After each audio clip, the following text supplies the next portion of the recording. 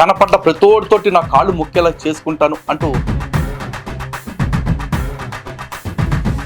Video చివరి దాకా చూడండి, ఎందుకంటే ఇది చాలా ప్రత్యేకమైన వీడియో. చాలా మందికి ఈ వీడియో ద్వారా శృంగేరి యొక్క ఔన్నత్యం ఏంటి, పీఠాధిపతుల యొక్క త్యాగం ఏమిటి అని తెలియాలి. కాబట్టి ఏమిటి శిష్టాచారం అంటే?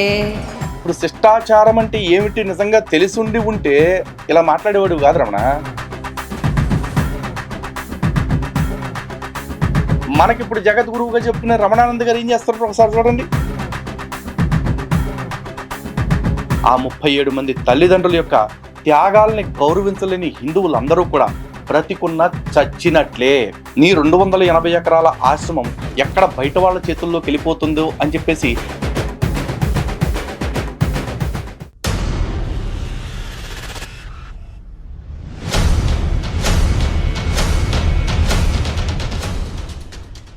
హిందూ బంధువులందరికీ జై శ్రీరామ్. జగద్గురువులు దక్షిణాంనాయ శృంగేరి శారదాపీఠం యొక్క ప్రస్తుత ఉత్తరాధికారి, కాబోయే పీఠాధిపతి శ్రీ శ్రీ శ్రీ విధుశేఖర భారతి మహాస్వామి వారి యొక్క శ్రీచరణాలకు ప్రణమిల్లుతూ ఈ వీడియో స్టార్ట్ చేస్తున్నాను. ఎందుకంటే ఈ వీడియో జగద్గురువుల యొక్క ఔన్నత్యాన్ని ప్రశ్నించిన కొద్దిమంది వాళ్ళని మూర్ఖులనాలా, అమాయకులనాలా, నీచులనాలా, ఏమనొచ్చో నాకైతే అర్థం కావట్లేదు. కానీ ఎందుకు ఏదంటే ఏం కేసు వస్తుందో అని ఆలోచించి ఆచితూచి అటువంటి పదాలు ఏవీ లేకుండా ఈ వీడియో మాట్లాడదాం అనుకుంటున్నాను. కానీ జగద్గురువుల యొక్క ఔన్నత్యం ఏమిటి, ఎవడు పడితే వాడి మధ్య పెట్టుకుంటున్న ఆ పేరుంది కదా జగద్గురువు అనే దానికి కావలసిన యోగ్యత ఏమిటి అనే దాని గురించి ఈరోజు కొన్ని విషయాలు మీతో పంచుకోవాలనుకుంటున్నాను. వీడియో చివరి దాకా చూడండి, ఎందుకంటే ఇది చాలా ప్రత్యేకమైన వీడియో. కారణం, కొన్ని వందల సంవత్సరాల నుంచి సనాతన ధర్మాన్ని నిలబెడుతున్న ఒక మహాపీఠానికి సంబంధించిన పీఠాధిపతి గారిని, జగద్గురు శంకరాచార్య స్థానంలో కూర్చుని సాక్షాత్తు ఆ జగద్గురువుల యొక్క అంశగా ఈ రోజుకి వేదాన్ని పరిరక్షిస్తున్న ఒక మహాపీఠాన్ని, ఆ పీఠాధిపతిని అవమానిస్తున్న రమణానంద అనే వ్యక్తి యొక్క వ్యాఖ్యలకి ఈ వీడియో కౌంటర్ అనుకోండి. నిజానికి ఈ వీడియోకి కౌంటర్ చేయటం అనేది నాకే కాస్త సిగ్గు అనిపిస్తూ ఉంది. ఎందుకంటే నాగలోకానికి నక్కకి పోలిక పెట్టి మాట్లాడాల్సి వస్తుంది. అలా పోలిక పెట్టే పరిస్థితి ఈ రమణానంద తీసుకొచ్చాడు. కాబట్టి మొదటగా రమణానంద విధుశేఖర భారతి మహాస్వామి వారి గురించి ఏం మాట్లాడాడో ఒక్కసారి వినండి. చూడండి, ఒక పీఠాధిపతి చెప్తాడు. విధుశేఖర భారతి అనేటువంటి పీఠాధిపతి డైరెక్ట్గా చెప్పకుండా ఇండైరెక్ట్ చెప్తాడు. ఆయన ఏమంటాడు, వేదాలలో లేనప్పుడు అది పూజనీయుడు కాదు, మరి మీ ఆదిశంకరాచార్యులు కూడా పూజనీయుడు కాదు. ఇది తెలుసుకోవయ్యా. చూసారా, రమణయ్యని మనం గారు సారు అనలేదని చెప్పేసి తెగ పిసుక్కుంటూ ఎవరో కొంతమంది కేసులు పెట్టేశారు. మరి కొన్ని తరాల నుంచి పారంపర్యంగా వస్తున్న పీఠానికి అధిపతిగా ఉన్న స్వామివారి గురించి ఇలా ఏకవచనంతో మాట్లాడొచ్చా? అఫ్ కోర్స్, ఒక విషయం ముందే చెప్తున్నాను, ఆకాశం మీద ఉమ్మేయటానికి ఏమి పెద్ద అర్హతలు అక్కర్లా. తిరిగి అది మన మొహం మీదే పడుతుంది అని తెలుసుకోలేని అమాయకత్వం, పడితే పడిందిలే, ఆకాశం మీద ముందైతే ఉమ్మేయగలిగాను కదా అనుకునేంత అహంకారం ఇవి ఉంటే చాలు. బహుశా ఈ రెండు ఇతనికి పుష్కలంగా ఉన్నట్టున్నాయి. అందుకే జగద్గురువుల గురించి, జగద్గురు పీఠాన్ని అధిరోహించి ఉన్న వ్యక్తి గురించి ఇలా కుసంస్కారంతో మాట్లాడగలిగాడు. దీనివల్ల జగద్గురువులకు కావచ్చు, ఆ పీఠానికి కావచ్చు ఏమీ నష్టం లేదు. కారణం ఏంటంటే, అదేదో సినిమాలో ఒక డైలాగ్ ఉంటుంది కదా, కుక్క మురిగితే కొండకి సేటా అని చెప్పేసి. అంతే మరి, శృంగేరి పీఠము ఒక మహాశిఖరం, ఒక పెద్ద పర్వతం. ఆ పర్వతానికి ఈ అరుపుల వల్ల పెద్దగా ప్రమాదం ఉంటుంది, పెద్దగా ఇబ్బంది ఉంటుంది అని నేనైతే అనుకోవట్లేదు. కానీ ఎందుకు సమాధానం చెప్తున్నాను అంటే, చాలామందికి ఈ వీడియో ద్వారా శృంగేరి యొక్క ఔన్నత్యం ఏంటి, పీఠాధిపతుల యొక్క త్యాగం ఏమిటి అని తెలియాలి. కాబట్టి సో ఇంకాస్త ముందుకెళ్దాం. ఇక రెండవది, సాయిబాబా డైరెక్ట్ మాట్లాడకుండా శిష్టాచారంలో లేనివాడు ఎవరు పూజనీయుడు కాదు. ఏమిటి శిష్టాచారం అంటే? మీ పండితుల యొక్క పరంపరన, రూప పరివారమా? ఇప్పుడు శిష్టాచారం అంటే ఏమిటి నిజంగా తెలిసుండి ఉంటే ఇలా మాట్లాడేవాడు కాదు రమణ.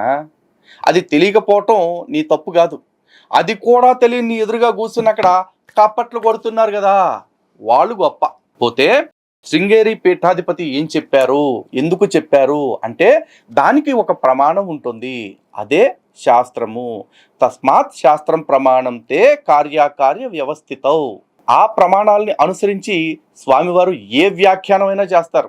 నీకులాగా ఏది పడితే అది మాట్లాడేసి ఏమిటయ్యా శాస్త్రము, నేను రాసిందే శాస్త్రము, నేను సిద్ధ గురువుని, నేను ఈ మింగి మింగి మింగి మింగి మింగి మింగి మింగై మింగై మింగై ఇది అని చెప్పి ఏది పడితే అది మాట్లాడరు. సో ఈ వీడియో చూస్తే శృంగేరి మఠం యొక్క సిద్ధాంతం ఏమిటి అనేది తెలుస్తుంది. అంటే ఒక సిద్ధాంతానికి నిష్టగా కట్టుబడ్డ మఠాలు మాత్రమే ఇలా ప్రవర్తించగలవు. ఎవడు పడితే ఆడు ఒక పీట చేయించుకొచ్చేసి అక్కడ కూర్చుని ముడ్డరిగిపోయేదాకా దాన్నే పీఠము, దాన్ని పీఠాధిపతిని అనుకునే వాళ్ళు కొంతమంది ఉంటారు. అలాంటి వాళ్ళకి బహుశా ఈ శాస్త్రాలు, వీటి విలువ, ఈ పరంపర, వాటి విలువ, ఆచార్యులు, వారి విలువ ఇవేమీ తెలిసే అవకాశం లేదు.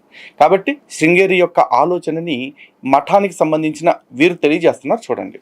We can't be teaching what the world is teaching. See, this is not any way a statement to condemn any practices because Shankara has not done it.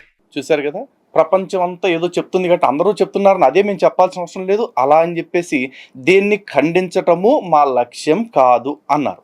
Therefore, this school of thought, Shringeri Math has not done it, and none of the devotees of Shringeri Math will ever stand up to challenge any practices. We'll never do that. That's not the idea. బహుశా English అర్థమయ్యే వాళ్ళకి చాలా తేలిగ్గానే తెలిసిపోతుంది. రమణానందకి అర్థం కావటం కోసం మరొకసారి చెప్తున్నాను, మేము ఎవరి విశ్వాసాలని, ఎవరి సిద్ధాంతాలని ఖండించడానికి ఇక్కడ లేం అని స్పష్టంగా చెప్పారు. Ideas, because everybody is attempting whatever they want to do in their best way to their set of people. It's their choice. But Shringeri Math also cannot do that choice. చూసారా, ప్రతి వాళ్ళు కూడా ఎవరికి తోచిన పద్ధతుల్లో వాళ్ళు ఏదో ప్రయత్నం చేసుకుంటూ వెళ్తున్నారు. కానీ శృంగేరి అలా తమకు తోచిన పద్ధతుల్లో చేసుకువెళ్ళటం ఎప్పటికీ చేయదు. కారణం ఏంటి? So the influence or the impression is when the whole world is going in one way, why not you? We can't. So ప్రపంచమంతా ఒక దారిలో వెళ్తున్నప్పుడు ఆ దారిలో మీరు కూడా వెళ్ళొచ్చు కదా అంటే మేము అలా వెళ్ళలేము. Acharya says we have the right only to administer dharma paripalanam. విన్నారా? ఆచార్యుల వారు ఒక్కటే చెప్పారు, మాకు పెద్దలు చెప్పిన ధర్మాన్ని పాలించటం మాత్రమే మా విధి, మార్చటం కాదు. What Vedas says, we can say what Vedas say. What Vedanta says, we can say what Vedanta says. We have no right or discretion to amend or adapt Vedas to suit your needs. We just can't do it.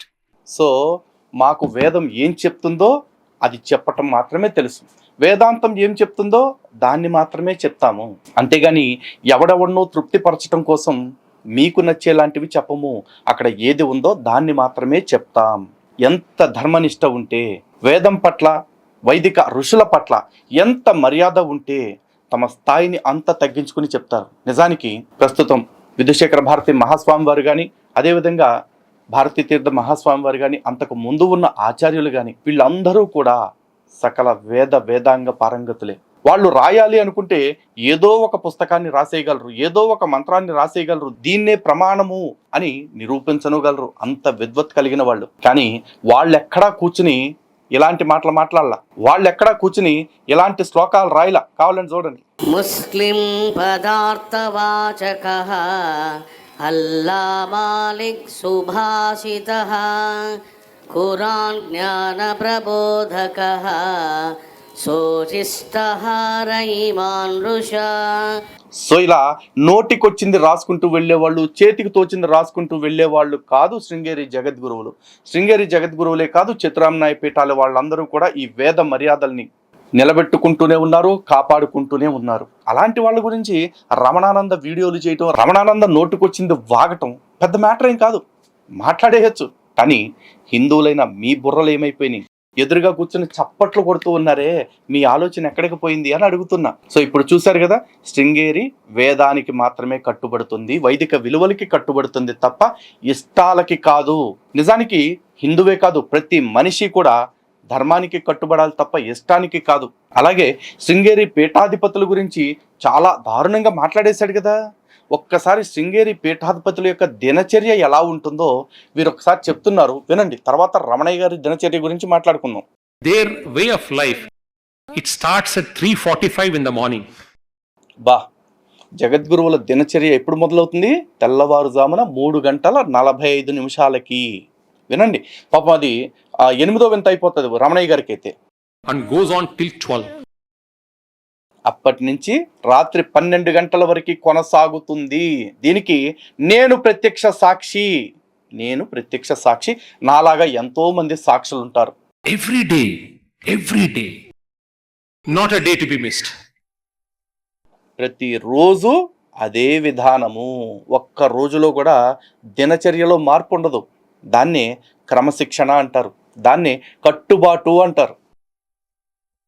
And when they lie down at 12, they just put their the garment which they wear on the top and then lie down.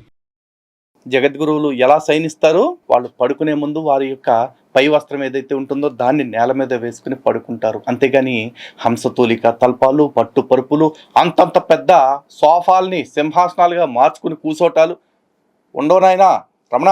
After all this, for 3 hours and resume the next day work. మరలా 12 గంటలకి పడుకొని మరలా 3:45కి నిద్ర లేవటం. అక్కడి నుంచి మళ్ళా రోజు ప్రారంభం. అంటే వెరసి 3-3:30 గంటలు మాత్రమే జగద్గురువులు నిద్రించే సమయం. మరి మిగతా సమయం అంతా ఏం చేస్తుంటారు అంటే ఈ దేశం యొక్క, ఈ ధర్మం యొక్క, ఈ లోకం యొక్క సంక్షేమం కోసం, సుభిక్షత కోసం, శుభం కోసం నిత్యం తపస్సు చేస్తూనే ఉంటారు. అందుకు వారిని జగద్గురువులు అంటారు. మరి మనకిప్పుడు జగద్గురువుగా చెప్పుకునే రమణానంద గారు ఏం చేస్తారు ఒకసారి చూడండి. నాకు ఎక్స్పీరియన్స్ కలిగింది. ఇంకా నేను తారా విద్యలోకి రాలేదు, ఖాళీ విద్యలో ఉన్నాను. ఇంకా ప్రతిరోజు భోజనం అయిన తర్వాత అలా పడుకున్నప్పుడే ఆ మంత్రం చేస్తూ అట్లా పడుకునేవాడిని. ఇలా భోజనం చేసి నిద్రపోవటం, మంత్రం చేసుకునేటప్పుడు నిద్రపోతూ మంత్రాలు చేసుకోవటం, ఇవి మా జగద్గురువుల డిక్షనరీలో ఏనాడు లేవు. రమణయ్య, జగద్గురువుల గురించి మాట్లాడే ముందు నువ్వు అనుభవించే సుఖాలేమిటి, వారు చేస్తున్న త్యాగాలేమిటి అని తెలుసుకో. అర్థమైందా? అలాగే జగద్గురువుల గురించి మాట్లాడాలి అంటే ముందు ఆ తల్లిదండ్రుల గురించి మాట్లాడుకోవాలి. ఈరోజు రమణయ్యకి చక్కగా పెళ్ళయింది. దాదాపు 200-300 ఎకరాల సొంత ఆశ్రమం ఉంది. పైగా బంగారు విగ్రహాలు ఉన్నాయి, హంసతూలిక తల్పాలు ఉన్నాయి. ఎందుకంటే అక్కడ కూర్చున్న సోఫాలు చూస్తున్నారు కదా ఎలా ఉన్నాయో. వాటిల్లో సౌకర్యంగా కూర్చుని సిల్క్ బట్టలు కట్టుకుని చక్కగా, పైగా వీరి ఆహారం కూడా ఎలా ఉంటుందో తెలుసా? చూడండి. నేను అన్ని తింటా, నేను పక్కా నాన్ వెజిటేరియన్. జగద్గురువుల ఆహారంలో ఇలాంటి ఉండవునన్న జగద్గురువులు చాలా శుచిగా, శుద్ధ సాత్విక ఆహారం తీసుకుంటారు. అందుకే వారికి మధ్యాహ్నం పూట మంత్రాలు చెప్పుకుంటూ నిద్రపోతూ మంత్రాలు చెప్పుకోవటం ఇలాంటివి ఏవి చేసే అవకాశం లేదు. పైగా ఈరోజు శృంగేరి మహాపీఠానికి 37 మంది జగద్గురువులు వచ్చారు అంటే కేవలం 37 మంది వ్యక్తులు రాలేదు. అక్కడ 37 మంది తల్లిదండ్రుల యొక్క త్యాగాలు ఉన్నాయి. ఎందుకంటే ఆ తల్లిదండ్రులకి తెలుసు వాళ్ళ బిడ్డ ఇక ఎటువంటి సంసార జీవితం లేకుండా, ఈ భౌతిక సంసారంతో సంబంధం లేకుండా పూర్తి వైరాగ్యంతో ధర్మ సేవలో, ధర్మ నిష్ఠతో బ్రతకాల్సి వస్తుంది అని చెప్పేసి. అంతేకాదు పీఠాధిపతి అంటే పాదసేవలు, మర్యాదలు మాత్రమే దొరుకుతాయి తప్ప ఎటువంటి సుఖాలు దొరకవు. అటువంటి సుఖాలకి తన బిడ్డ దూరం అవుతాడని తెలిసి కూడా ధర్మం కోసం తన బిడ్డల్ని ఇచ్చేసిన ఆ 37 మంది తల్లిదండ్రుల యొక్క త్యాగాల్ని గౌరవించలేని హిందువులందరూ కూడా బ్రతికున్న చచ్చినట్లే. కాబట్టి జగద్గురువుల్ని గౌరవించటం అంటే ఆ జగద్గురువుల్ని మన కోసం అందచేసిన ఆ తల్లిదండ్రుల్ని కూడా గౌరవించటం. అలాగే అన్నిటికంటే కీలకమైన విషయం, ఇప్పుడు చాలామంది అంటూ ఉండొచ్చు, ఆ పీఠాలకి ఏమిటండి లక్షల కోట్ల కోట్లు ఆస్తులు ఉన్నాయి అని చెప్పేసి అంటారు. కానీ ఆస్తుల్లో ₹1 కూడా వాళ్ళు ఎవ్వరూ పట్టుకెళ్ళేది లేదు, వాళ్ళ వారసులకి పంచుకునేది లేదు. ఎందుకంటే జ్యేష్ఠ మహాసన్నిధానం వారు బంధువు కాదు, పక్కము కాదు, చుట్టం కాదు. అలాగే మహాసన్నిధానం వారికి సన్నిధానం వారు బంధువు కాదు, చుట్టం కాదు, పక్కం కాదు. అలా ర్యాండమ్గా అమ్మవారు దర్శనంలో చెప్పిన వాళ్ళని సెలెక్ట్ చేసుకుని అందులో యోగ్యులైన వారికి సకల శాస్త్రాలు నేర్పించి వారిని పీఠాధిపతులుగా తీర్చిదిద్దుతున్నారు. కానీ మరి మన రమణయ్య గారు ఏం చేస్తారు? 280 ఎకరాల ఆశ్రమం పెట్టుకుంటారు. 280 ఎకరాల ఆశ్రమంలో బంగారు విగ్రహాలు పెడతారు. ఆ 280 ఎకరాల ఆశ్రమంలో 10 గుళ్ళు కడతారు, ఒక 300 మరుగుదొడ్లు కడతారు. ఈ మరుగుదొడ్లని, ఈ ఆలయాల్ని, వీటన్నిటిని మళ్ళీ బయటికి వెళ్ళిపోతే ఏమైపోతాయో అని చెప్పేసి బయట వాళ్ళు ఎవరికీ అప్పచెప్పకుండా తమ కుటుంబ సభ్యులకే పీఠాధిపత్యాన్ని మళ్ళీ అప్పచెప్తారు. వాళ్ళు ఎవరికి అప్పచెప్తారు? మళ్ళీ వాళ్ళ తర్వాత తరాల వాళ్ళకి అప్పచెప్తారు. ఈ మాట చెప్పంగానే ఇక ఒక వంకాయలు టెంకాయలు అన్నీ బయలుదేరి వస్తాయి నా మీద కేసులు పెట్టేయటానికి. బాబు రే, ఆగండ్రా నాయన రే, ఇది నేను చెప్తుంది కాదు, ఇది మీ సిద్ధగురువు చెప్తున్న మాట. కావాలంటే ఏనండి, నేను మీకు చెప్పాను, మహాపీఠంలో మనం ఎన్నో విగ్రహాలు స్థాపన చేసాం, ఎన్నో ఆలయాలు కట్టాం. కానీ ఇప్పుడు కట్టబోయేది ఏంటి అంటే గర్భగుడి, అంటే ప్రధాన ఆలయం అంటారు. ఇక తరతరాలుగా అనేక మంది పీఠాధిపతుల యొక్క సేవలతో కొనసాగుతూ ఉంటుంది. ఈరోజు నేను చేస్తున్నాను, నా తర్వాత భవానీ శివాని చేస్తారు, మరి వాళ్ళ తర్వాత ఆ పరంపర కొనసాగుతూ ఉంటుంది. తద్వారా ఎవరైతే దాతలుగా ఉన్నారో వాళ్ళందరూ సత్ఫలాలు పొందుతారు. కాబట్టి నిర్మాణ దాతలుగా పార్టిసిపేట్ చేసుకోండి. అది వాళ్ళ కుటుంబం పారంపర్యంగా చేసుకునే ఈ పీఠం ఏదైతే ఉంటుందో, చూసుకునే పీఠం ఏదైతే ఉంటుందో దానికి మీరందరూ కూడా బంగారం చదివిస్తే వాళ్ళు సవ్యంగా చక్కగా పూజలు అందుకుంటూ, అదే అక్కడ లోపల దేవతలు పూజలు అందుకుంటూ ఉంటే వీళ్ళు మర్యాదలు అందుకుంటూ బతికేస్తూ ఉంటారనమాట. కానీ జగద్గురువులు అలా ఉండరు. శృంగేరి మహాసంస్థానం యొక్క పరిస్థితి అలా ఎప్పుడూ లేదు. ఎందుకంటే పూర్వ పీఠాధిపతులు ఎవరికి కూడా ప్రస్తుత పీఠాధిపతులు బంధువులు కాదు, చుట్టాలు పక్కాలు కాదు. కేవలం శారదాంబ యొక్క మార్గనిర్దేశనాన్ని బట్టి వారు భవిష్యత్ పీఠాధిపతుల్ని సెలెక్ట్ చేసుకుంటారు. ఆ సెలెక్ట్ చేసుకున్న పీఠాధిపతులకి శిక్షణ ఇచ్చి వారిని శాస్త్ర కోవిదులుగా మార్చి పీఠాధిపత్యం వారికి అప్పచెప్తూ ఉంటారు. ఇది తరతరాలుగా సాగుతూ ఉంది. ఆ పీఠం మీద ఉన్న పీఠాధిపతిని నువ్వు విమర్శ చేస్తున్నావంటే నిజంగా నీ ఎదురుగా కూర్చుని చప్పట్లు కొడుతున్నారే పాపం ఆ అమాయక బిడ్డలకి, వాళ్ళకి చెప్పాలయ్యా దండాలు. నువ్వు నీ 280 ఎకరాల ఆశ్రమం ఎక్కడ బయట వాళ్ళ చేతుల్లోకి వెళ్ళిపోతుందో అని చెప్పేసి నీ ఇద్దరు కూతుర్లకే నువ్వు పీఠాధిపత్యం ఇవ్వటం కోసం వాళ్ళకి సిద్ధత్వాన్ని కూడా ఆపాదించేశావు. దాని మీద ఇంకో వీడియో సపరేట్గా చేస్తా. కానీ దానికంటే ముందు జగద్గురువుల యొక్క ఆలోచన తీరు ఎలా ఉంటుందో నీకు తెలియాలి కదా. ఒక్కసారి వారు చెప్తున్న విషయం విను. Few years back, not even 100, 60, 70 years back, when lands were acquired, taken over by the government. It's a huge story. It's a very huge story. How lands were taken over and how they were finally given back to the mutt. So the mutt officials did not know how to go and present it. They were very concerned. అంటే 60-70 సంవత్సరాల క్రితం జ్యేష్ఠ మహాసన్నిధానం వారు జీవించి ఉన్న కాలంలో అప్పటి ప్రభుత్వాలు మఠానికి సంబంధించిన భూములన్నిటిని కూడా ల్యాండ్ సీలింగ్ కింద తీసేసుకున్నారట. ఈ విషయాన్ని జ్యేష్ఠ మహాసన్నిధానం వారికి ఎలా చెప్పాలో తెలియక మఠంలోని ప్రతినిధులందరూ కూడా సతమతం అవుతూ ఉన్నారు. అయితే చివరికి ధైర్యం చేసుకుని వారి దగ్గరికి వెళ్లి విషయాన్ని విన్నవించారు. వినండి అసలు. Overnight lands have been taken out. So they go to Jeshta Mahasannidhanam and say, government wants all our lands. మొత్తానికి జ్యేష్ఠ మహాసన్నిధానం వారి దగ్గరికి వెళ్ళి ప్రభుత్వానికి శృంగేరి భూములు మొత్తం కావాలట అని స్పష్టంగా చెప్పేశారు. అఫ్ కోర్స్ ఆ ల్యాండ్స్ తర్వాత ప్రభుత్వాలు తిరిగి ఇచ్చేసాయి, అది వేరే విషయం. కానీ వెళ్ళినప్పుడు వారి యొక్క శైలి ఎలా ఉంది చూడండి. And the reply by Jeshta Mahasannidhanam was, have they left Ratnagarbha Ganapati and Chandramoulishwara? Yes, they have left. We don't need anything else. Let them take whatever they want to take. Because we have no claim over any of these things. If government wants it, king wants it, let king take it. It's his right and choice. Don't be perturbed. చూసారా, వారి గురించి తలుచుకుంటుంటే, వారు చెప్తున్న విషయాలు వింటుంటే అసలు ఎవరికి కళ్ళల్లో ఆనంద బాష్పాలు రావట్లేదా? మన జగద్గురువులు ఎంత నిస్సంగత్వంతో ఉన్నారు, ఎంత నిర్మోహత్వంతో ఉన్నారు అని చెప్పి అర్థం కావట్లేదా? వారి దగ్గరికి వెళ్ళి చెప్పిన వెంటనే రత్నగర్భ గణపతి ఆలయాన్ని విడిచిపెడుతున్నారా, అదేవిధంగా చంద్రమౌళీశ్వర ఆలయాన్ని విడిచిపెడుతున్నారా అన్నారు. అంటే కొన్ని వందల వేల ఎకరాలు ఉన్న శృంగేరి మఠం వారు మా ఆలయం మాకు మిగులుతుందా అని అడిగారు. వాటిని విడిచిపెట్టారని, కానీ మనకు అవి చాలు, ఇంకా మిగతా భూములన్నిటి మీద మనకేం అధికారం లేదు, ఒకవేళ రాజు కావాలి అనుకుంటే రాజుకి ఇచ్చేయాల్సిందే అన్న ఈ మాట చెప్పాలంటే ఎంతటి వైరాగ్య భావన, ఎంతటి త్యాగ భావన ఉండాలి. అందుకే సన్యాస సూక్తం చెప్పేటప్పుడు చెప్తారు కదా, న కర్మణ న ప్రజయా ధనేన త్యాగేనైకే అమృతత్వ మానుషోహు అని చెప్పేసి. అంతటి త్యాగ భావాన్ని అలవరుచుకున్నవారు కాబట్టే ఆ స్థానంలో కూర్చున్నారు.